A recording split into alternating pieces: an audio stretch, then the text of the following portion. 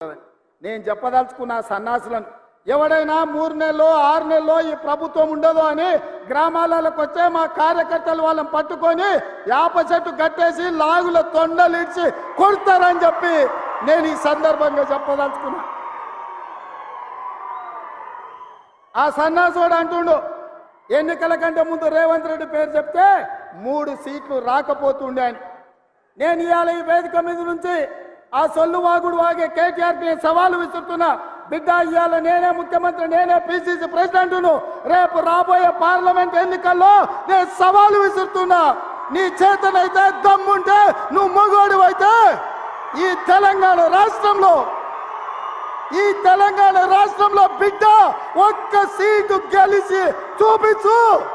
నీ అయ్యా నువ్వు వస్తావో నీ అయ్య వస్తాడో మా కార్యకర్తలు చూసుకుంటారు. బిడ్డ నువ్వు అనుకుంటున్నావా అల్లా తప్పగాడని?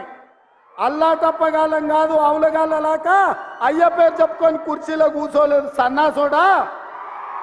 కింది నుంచి కార్యకర్తగా కష్టపడి జెండాలు మోసి లాఠీ దెబ్బలు తిని నీ అక్రమ కేసులు ఎదుర్కొని చెర్లపల్లి చెంచల్గూడ జైల్లో మగ్గినా భయపడకుండా లొంగిపోకుండా నిటారుగా నిలబడి నిన్ను నీ అయ్యను నీ బావను బొందబెట్టి ఇవాళ ఆ కుర్చీలో కూర్చున్నాం.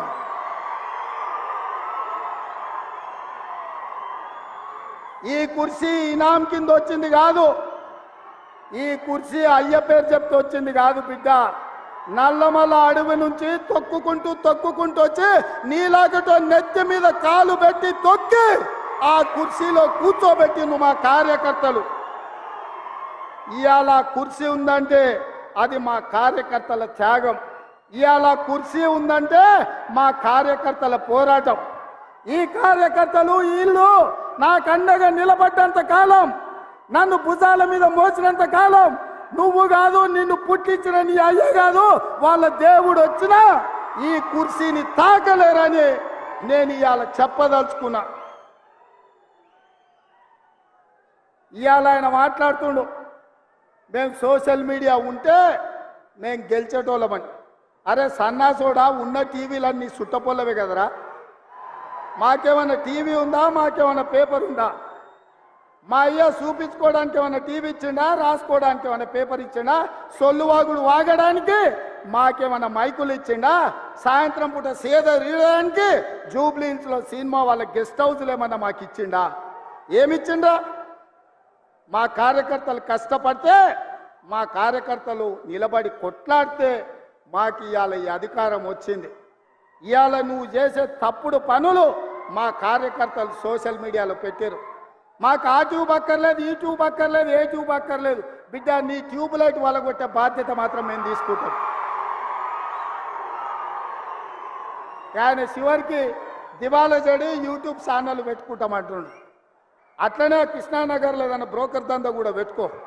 అది ఇది 2 కలిస్తే బాగానే నడుస్తుంది నీ వ్యాపారం. ఇప్పటికి కూడా సిగ్గురాలే. వాళ్ళ కుటుంబం తోసుకుంటే తెలంగాణ ప్రజలు చెప్పు తీసుకొని కొట్టినరు అనే సంగతి ఆయనకు అర్థం కాలే. 10 ఏళ్ళు అడవి పందుల్లాక చెరుకు తోట మీద పడి అడవి పందులు తిన్నట్టు మా వికారాబాద్ పరిగి తాండూరు ప్రాంతంలో పల్లి చేను వేసుకుంటే అడవి పందులు రాత్రిపూట చేను మీద పడితే ఆ పంట కాపాడుకోనికి మా రైతులు కరెంటు తీగలు పెట్టి కాపాడుకుంటారు.